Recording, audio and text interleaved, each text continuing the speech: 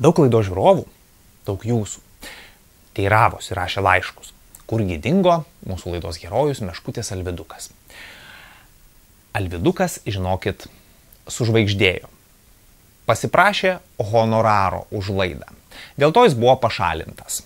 Ir savaitėj mes jį su Julium uždarėme į gydyklą. Į specialią gydyklą, kurioje meškučiai gydomi nuo godumo. Labai linkiu jums ir ten neatsidurti. Taigi, ponios ir ponai, po savaitės pertraukos į laidą NKTV sugrįžta... Pabam! Alvidukas! Alvidukai, tūpk, saugok mus nuo piktos akies. Taigi, laida NKTV prasideda!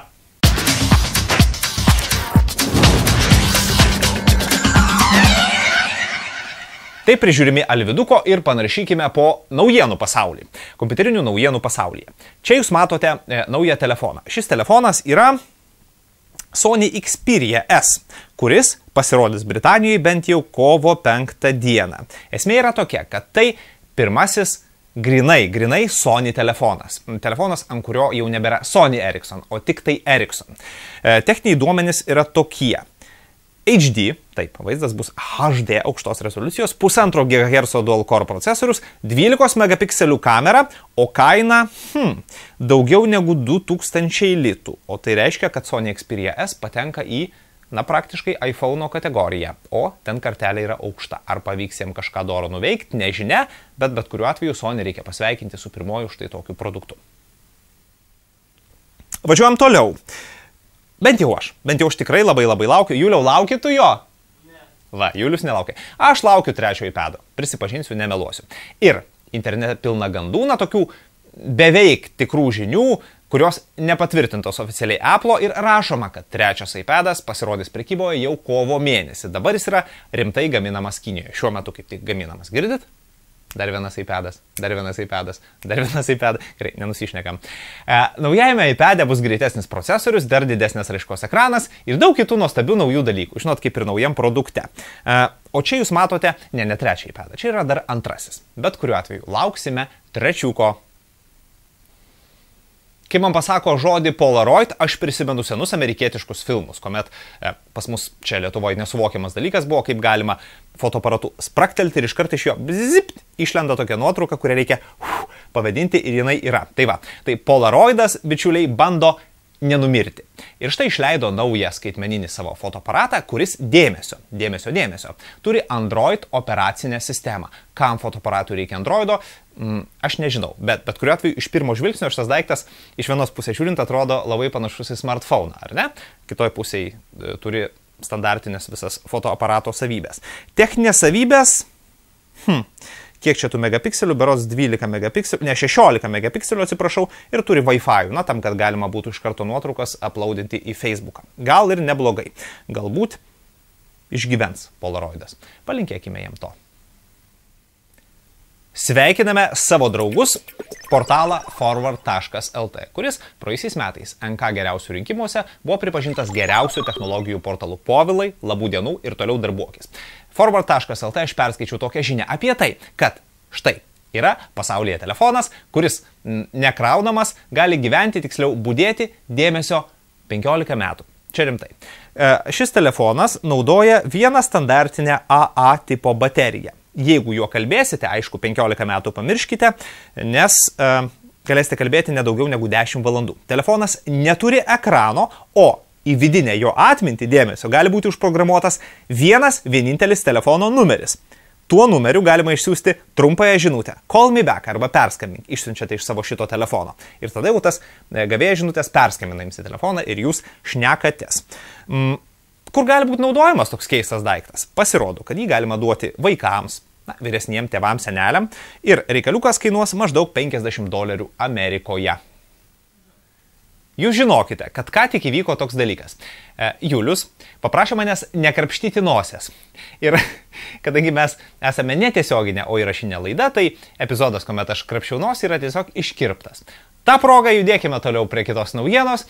Anokia čia ir naujiena, tiesą pasakius, greičiausiai skaitėte visose technologijų portaluose, kad YouTube'as pasiekė, ką jis pasiekė, 4 milijardus filmukų peržiūrų kiekvieną dieną. 25% augimas nuo gegužės mėnesio. Kaip paaiškina YouTube'as, šis augimas yra dėl to, kad YouTube'as dabar labiau prieinamas visose mažose mobiliose platformose nei seniau. O žinote, kiek per vieną minutę dabar į YouTube'ą yra įdedama video medžiagos? 60 valandų. Wow. Net jeigu jūs, kaip kad mano kolega Julius, iš principo nemėgstate iPhone'ų, negalima nesižavėti kai kuriais Apple sprendimais. Štai kad ir naujausias Apple žingsnis įžengti koją ir ne tik įžengti, bet labai tvirtai atsistoti švietimo rinkoje, nes ten taip pat yra pinigai, o Apple pinigus jaučia. Gerai. Kaip jie žengia į tą švietimo rinką? Jie pristatė 2 naujas programas. Tai yra Apple iBooks, antra versija atnaujinta, kuri leidžia iPad'uose, šiuose gražiuose planšetiniuose kompiuteriuose skaityti vadovėlius moksleiviams.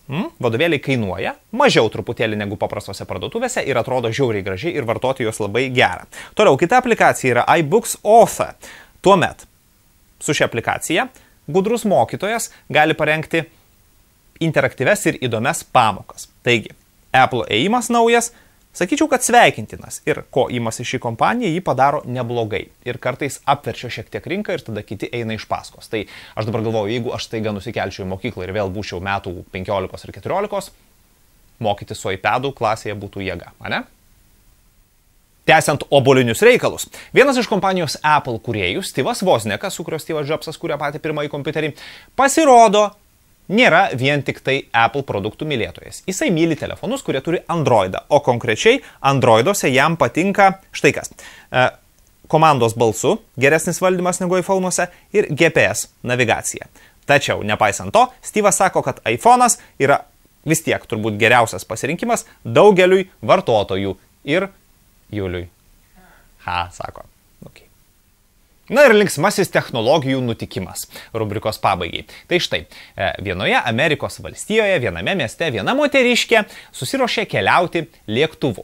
Ir oro uoste jis suprato, kad nebeturi rankinėje savo iPad'o ir kad iPad'ą greičiausiai kažkas nukosėjo. Tada išsitraukė savo iPhone'ą, pasiėmė, pasileido specialią aplikaciją, kuri vadinasi Find My iPhone, tai yra suras mano iPhone'ą, ir žemėlapyje iš karto pamatė, kurgi fiziškai yra jos iPad'as. Pasirodo, kad jos iPad'as keliavo į parduotuvę, į degalinę, kol galų gale apsistojo viename name.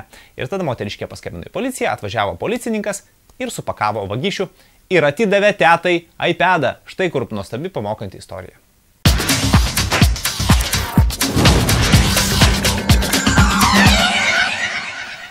Metas konkursui. Konkursui, kuriame NKTV dovanoja vienam savo žiūrovui ar žiūroviai marškinėlius. Daugelis jūsų klausia, kodėl mes tokiu keistu ir kažkokiu komplikuotu būtų dovanojame juos. Labai paprasta. Mums iš tikrųjų labai reikia, kad jūs Facebook'e ant savo sienos pasidalintumėte mūsų laidos video nuorodą. Taip mes gausime daugiau peržiūrų, daugiau žiūrovų, galbūt kada nors uždirbsime šiek tiek pinigų ir galėsime juos investuoti į turinio kūrimą. Taigi, bičiuliai, realiai mūsų konkursas skirtas pakelti laidos žiūrimumui ir netgi jeigu jūs nenorite štai šitų marškinėlių, spustelkite tą rekomenduoti virš video, nuėję į nkTV.lt. Jums tai tikrai daug nekainuos, o mums tai yra labai svarbu. Bet kuriuo atveju vienam iš paspaudusių video rekomenduoti mes padovanosime NKTV marškinėlius, kurie turi, žiūrėkit, labai keistą dalyką. Šitoje vietoje turi kažkokį raudoną tašką. Jo būti neturėtų, bet tai daro šios marškinėlius dar brangesniais.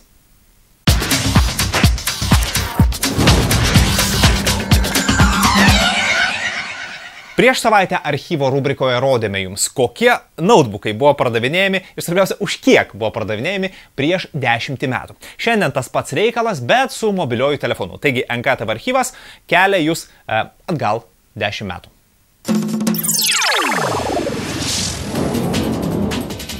Verslo klasės telefonas Nokia 6510.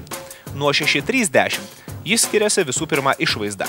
Galima iš karto pastebėti, kad dydžių ir dizaino elementais jis yra panašus į 8-osios, tai yra Fashion serijos Nokijas. Mažas telefonas turi subalansuotą savybių rinkinį, reikalingą verslui. Taip pat suteikia galimybę susikurti norimą telefono išvaizdą, naudojant Express spalvotus dangtelius.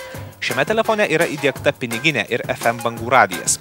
Nokia 650 turi didelę skiriamosios gebos ekraną su nauju pastelinės mėlynos spalvos apšvietimu, kuris užtikrina dar ryškesnį vaizdą.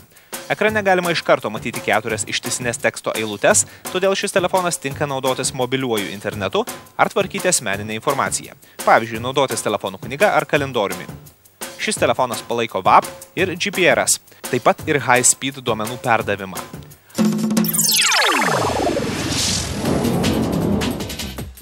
Wow, didelės skiriamosios gebos. 4 eilučių ekranas. 1500 litų. Mamma mia, žiauru.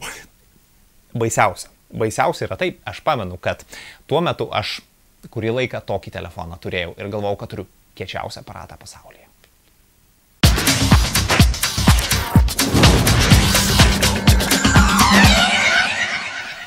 Su giliu džiugesiu tiek širdį, tiek ir visam kūne, aš ir Julius pristatome toliau jums NKTV merginas. Taip, prieš keletą laidų mes nutarėme su Juliumi išsiaiškinti, ar tikrai šią laidą žiūri vien bičiai, ar yra ir panų. Pasirodo, panų yra 5, jūs išvydote praėjusioje laidoje. Čia eilės tvarka pagal atėjusius laiškus. 6. Ir 6 mūsų žiūrinti mergina yra Rita Jurkevičiūtė, kuriai 22 metai, studijuoja ir dirba Vilniuje. Rita, ačiū, kad žiūri mus. 7. mergina yra Ernesta Streikutė, kuri šiuo metu gyvena Britanijoje. Numeris 8. Almina Kavaliauskaitė iš Šilalės. Studijuoja Vilniuje, Lietuvos edukologijos universitete. Almina, labų dienų tau nuo manęs ir nuo Julių perduok labų dienų Alminai. Perdavė Julius, gerai. Toliau keliaujame. Justė Nakčiūnaitė, kurie 18 metų, įžiūri tada, kai brolis irgi žiūri. Broliuk, šaunuolis, kad žiūri. Na ir 10. mergina yra Eglė Kryževičiūtė. Amžina mūsų laidos gerbėja. Rašo taip, spėju, nesu vienintelė mergina, kuri žiūri jūsų laidą, bet tikrai esu ta, kuri nepraleido ne vienos jūsų laidos. Eglutė, ačiū, kad žiūri. Ir jeigu mūsų žiūri dar bent kelios merginos, atsiųskite save. Adresas info@nkatv.lt, parašykite keletą sakinukų apie save ir prisekite foto nuotrauką. Ir sutikite su sąlyga, kad mes ją parodysime laidoje. Štai kaip čia esanti Eglė. Juliau, išjunk eglutę, nes aš negaliu dirbti. Va, Eglė dingo, judame toliau.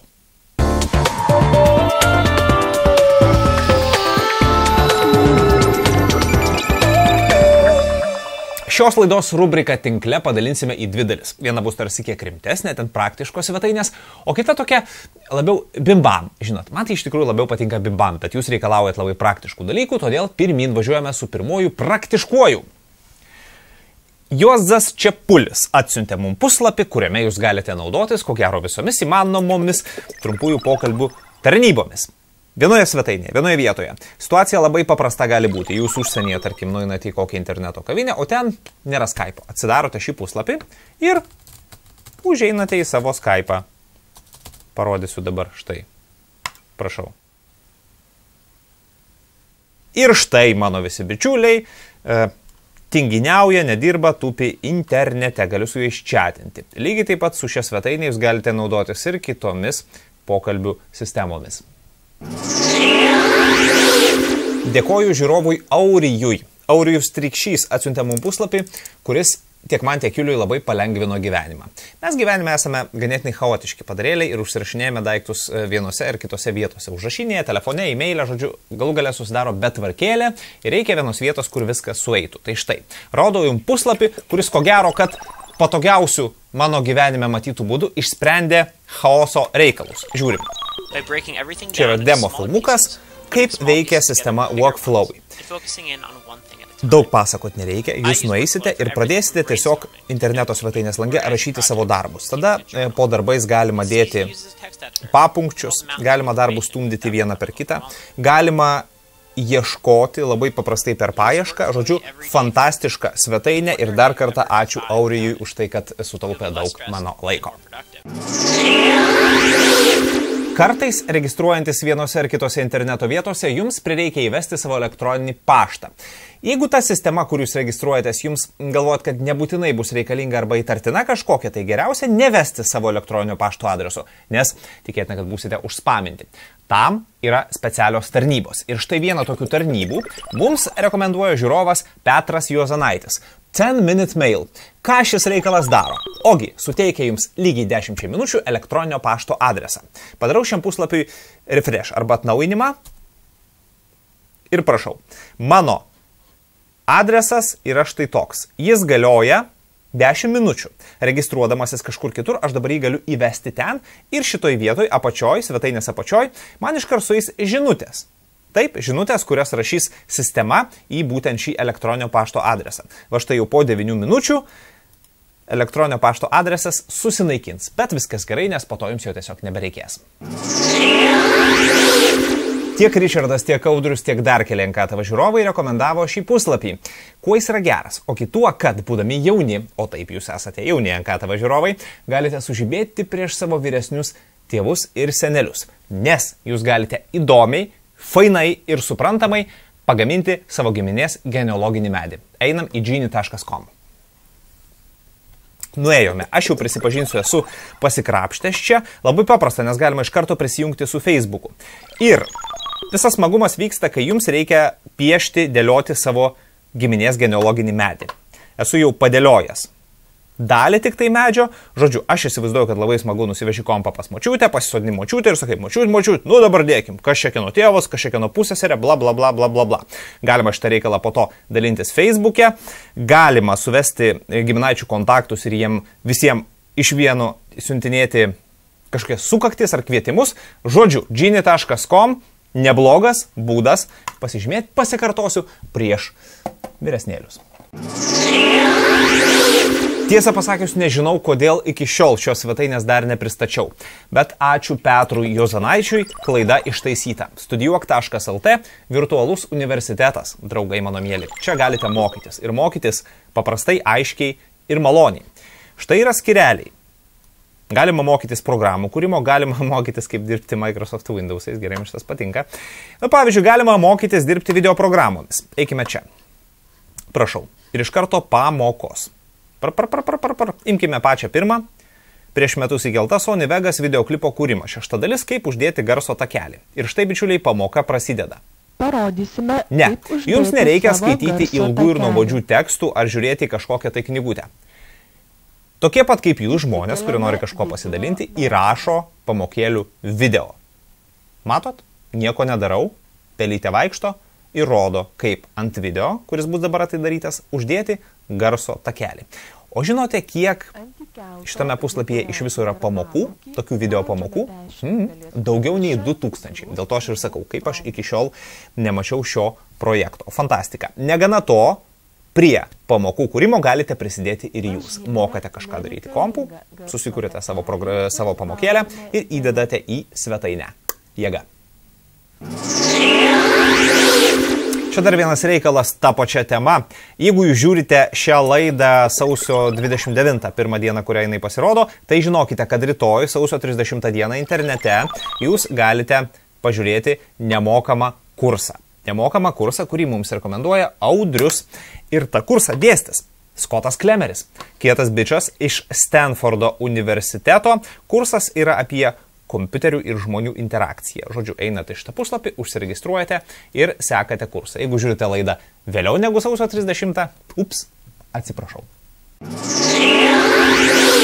Iki šiol, norėdamas pažiūrėti į žemėlapį, kad ir Lietuvoje, kad ir užsienį, nesvarbu kurioje vietoje, aš automatiškai eidavau į Maps Google.com. Tai buvo pirmasis mano pasirinkimas. Bet dabar po Mindaugo Pacevičiaus dėmesio atkreipimo į vieną reikalą, aš galbūt šią nuomonę keičiu.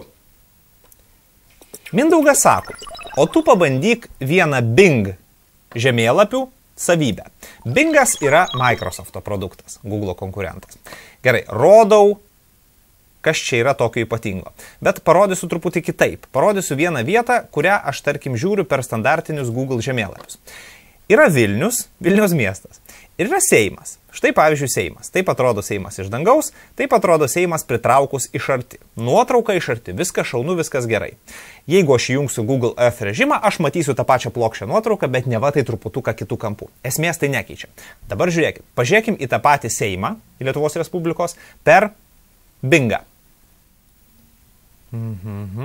Svarbiausia yra įjungti vieną magišką režimą. Tas magiškas režimas vadinasi Bird's Eye. Paukščio akis. Žiūrėkit. Kol kas skirtumo esminio nėra. Štai čia yra Seimas. Partinam dar ir uolę. Štai taip atrodo Bird's Eye View. Žinokit, negalėjau atsižiūrėti iš tikrųjų. Jeigu jūs norite susipažinti su vietai, kurią planuojate važiuoti, tai... Nu, čia yra pasaka. Čia yra pasaka. Štai. Tai dar kartelį. Čia yra Lietuvos Respublikos Seimas su Bingo žemėlapiais, o čia yra Lietuvos Respublikos Seimas su Google žemėlapiais. Ir paskutinis puslapis, kurį aš noriu jums parodyti, yra tikrai nerimtas, o jis yra šiaip su bimban, bet įdomus tuo, kad Vytautas Daukantas sako, jūs, draugai, galite pasižiūrėti savo muziejų asmeninį. Wow, kas tai yra? Bando prisijungti su Facebooku. Tuoj paaiškinsiu. Štai, sveiki atvykę į šiuo atveju mano, Ernesto Janušo, asmeninį visuomeninio gyvenimo Facebook'e muziejų. Ar jis yra skurdus ar ne, tuoj pamatysime. Va, Ernestas Janušas Exhibition. Niekada tokio dalyko neturėjau. Galite turėti kiekvienas. Labai nevykusi nuotrauka čia yra, na nesvarbu. Nepatinka Juliau? Nepatinka. Juliui nepatinka. Taip, čia yra mano draugai. Ujei. Kas čia žiūri mano draugus? O žiūrėkit, kažkas su gitara. Kas čia su... Aš nepažįstu šito žmogaus. Come on. Čia yra mano nuotraukos. Iš mano Facebooko nuotraukų galerijos. Vėl stovi žmonės ir žiūri kažkodėl tas nuotraukas. Kaip matote, dominuoja maisto produktai. Toliau muziejus rodo, kur aš gyvenu. Ir dar visokių smagybių čia parodys. Bet kuriuo atveju. Žiauriai smagus dalykas. Vieną, kad praleidžiate šitą 2 minučių šou ir po to nebežiūrite. Ok. Tai tiek, bičiuliai, šiandien rubrikoje Tinkle. Jeigu norite aplankyti kurį nors iš šių puslapių, nuorodas, aktyves nuorodas rasite nkatv.lt iš karto po laidos video apačioje. O jeigu norite pasidalinti savo Tinkle surastą nuorodą, darykite tai mūsų Facebooko grupėje. Štai adresas. Ir ten yra siena. Tiesiog ant sienos paustinate linką, mes žiūrime ir mes dedame į laidą ir rodome laidoje NKTV. Kodėl? Ai, čia dėl to, kad aš Facebook'e neįdėjęs jokių video. Ir tie du dundukai, matot, stovi ir spokso į šitą techninę lentelę.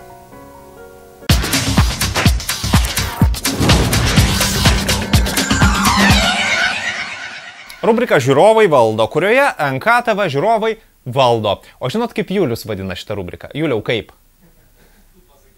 Julius kompiuterėje ją užvadina Žiūrvalda, kaip firma kokia. Žiūrvalda, gerai, Žiūrvaldoje šiandien tokie jūsų pranešimai. Marius Staupeckas. Ernestai, baig stumti ant Martyno, gal žmogų žeidžia žodžiai? Mariau, ne. Martyno žodžiai nežeidžia. Jis yra tiek atbūkęs nuo žaidimų, kad jo absoliučiai niekas nežeidžia. Galiu sakyti, ką tik tai noriu. Gerai, kitas pranešimas. Sauliks. Labas Ernestai, turiu tau pasiūlymą, čia tik mano nuomonė.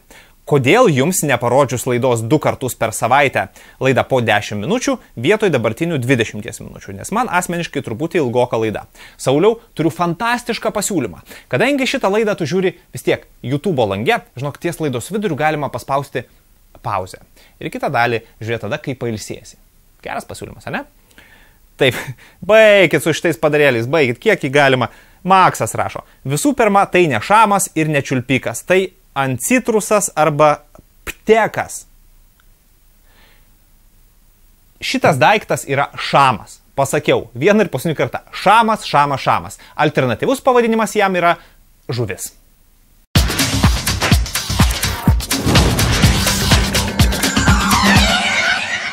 Artėja mūsų žaidimų rubrika, bet prieš tai vienas labai svarbus reikalas, pradėtas prieš savaitę. Ar pamenate mano pasiūlymą? Jeigu jūs laidai NKTV atsiūsite daugiau negu 100 laiškų su noru pamatyti Martyno fotonuotrauką, jūs tą nuotrauką ir pamatysite. Tai štai, spėkite, kiek mes gavome laiškų. Ne, neatspėjote. 175. O tai reiškia, kad pirmą kartą laidoje NKTV žaidimų redaktorius Martynas yra matomas viešai. Martynai, 3, 2, 1, tu esi čia. Prašau, pažiūrėkite, aš palauksiu. Čia Martynas, žaidimų redaktorius. Spėkite, ką jis veikia. Ne, negamina maisto, ne, nesimoko ir ne, neskiria laiko šeimai. Ne. Ką jis žaidžia, žinot, beje, parašykit mums e-mailą. Pasirodysit kieti. Tai štai mūsų pareigos įvykdytos, o toliau Martyno paruošta žaidimų rubrika.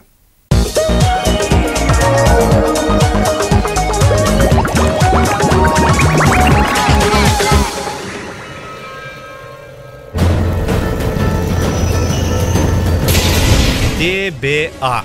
To be announced. Tai reiškia. Tokios 3 raidės puikuojasi ties Diablo 3. Ir jo jau nuo kokių 96 metų, kuomet buvo paskelbta apie 3-ojo velnio pasirodymą. Visgi panašu, kad šiemet 3 Diablo pagaliau išvysime. Blizzard patvirtino, kad žaidimas pasirodys metų pradžioje. Sklando gandai, kad jau vasario mėnesį.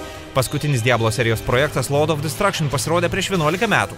Tad ką gero Blizzard vyrai veikia pastarąją dekadą. 3-oje Diablo dalyje rasime jau 5 herojų klases. Burtininką, vienuolį, barbarą, demonų medžiotoją ir raganių. Burtininkas bus tobulai valdęs magiją, su kuria galėsite priešams sukelti tikrą pragarą. Vienuolis daug ko primins senovės japonų žudikus nindzes. Šis šviesos greičiu pasižymintis karys žudys priešų ordas tiksliais preciziškais judesiais. Taip, kad šie nieko nesuvokia, išpils žarnas ant žemės. Jei mėgstate priešų žudyti per atstumą, nieko geresnio už demonų medžiotoją nerasite. Šis paslaptingas vyrukas ir jo arbaletai yra tarsi viduramžių balistinės raketos, tik veikia daug tyliau ir subtiliau. Raganius specializuosis įvairaus tipo sprogmenyse, tad jei ieškote masinio naikinimo ginklo, Raganius jūsų paslaugoms. Ir galiausiai, kas yra Diablo, jei ne atviros, brutalios masinės skerdynės, o tokio tipo spektaklyje geriausias aktorius, gigantiškų kirvių apsiginklavęs barbaras. Mūsų mėgstamas herojus iš 2-osios dalies. Šalia pagrindinio veikėjo čia sutiksite ir 3 draugiškų kompiuterio valdomų personažų. Tai tamplierius Kormakas. Jis puikiai pagelbės artimoje kovoje, taip pat galės gydyti sužeistus kompanionus. Kerėtoje Eirena, burtininkė, kurios burtai galės gniuždyti priešus iš atstumo. Bei niekšelis Lindonas. Ką darys šitas veikėjas, kol kas iki galo neaišku. Tačiau panašu, kad jis taip pat galės piškinti priešus per atstumą. Žaidimas vyks tamsiame Sanctuary pasaulyje. Šis išlaikys ankstesnių žaidimų dvasią. Čia apstu pabaisų įbaugintų kaimų ir miestų vietovių, kurias nosį kiša tik visiški bepročiai. Ir įvairiausio plauko bei ragų priešų, kuriuos naikinsime ne po vieną, o ordomis. Kol kas mes kaip ir jūs laukiame tikslesnių žinių apie žaidimo pasirodymą ir krapštame litus kompų upgrade'ui. Nes panašu, kad šitą dalyką daryti reikės. I feel better.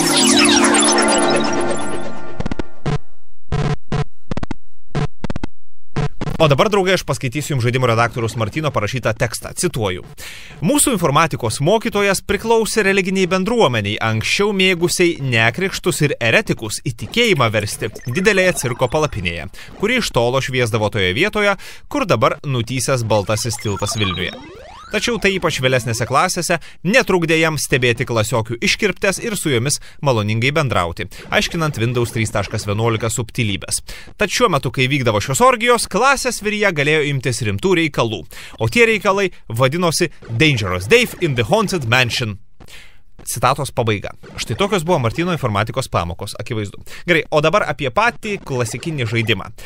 Jo istorija tobula. Vyrukas su raudona kazirkė sėda į savo amerikietišką Big Ass SUV, į bagažniką įsimeta dvivamzdį šautuvą ir pjauna prie vaiduoklių namo. Jis pasiryžęs visiems gyventojams kaip reikalas paskrudinti subinės. Tikriausiai nuomininkai nesumokėjo už elektrą ir prisikaupė neblogą sumą. Žodžiu, eina raudonkepuris budulis į namą ir šaudo ten visokius monstrus. Monstrų yra keletas. Zombiai. Jie visiškai nepavojingi ir greit nukepami. Bobutės, su jomis daugiau vargo, nes šios raganos mėtosi peiliais ir joms nukepti reikia 2 šūvių. Vorai, kurie nuo lubų šoka ant galvos, taip, kad neapsaugo net raudoną kazirką. Beje, o gal Deivas jie nešiojo todėl, kad slepia savo plikę? Niekad nepagalvojote? Tada name yra dar kažkokie žali slizūnai, kurie puola iš tolo ir yra itin pavojingi. Žodžiu, 91 metais pasirodė žaidimas sukėlė tikrą vajų informatikos kabinetuose. Didžiausia jo mistika yra ta, kad bent jau mes nežinome ne vieno žmogaus, kuriam būtų pavykę žaidimą įveikti. Gal tą padarėte jūs? Tuomet turite parašyti mums elektroniniu paštu arba į Facebooką žaidimo pabaigą. O mes pažadam vienam padovanoti superinį prizą – kazirkę. Čia visai rimtai. O jei dar neįveikėte šio šedevro, jį visuomet galite parsisiųsti iš čia. Ir sėkmės pasileidinėjant jį ant MS-DOS'o.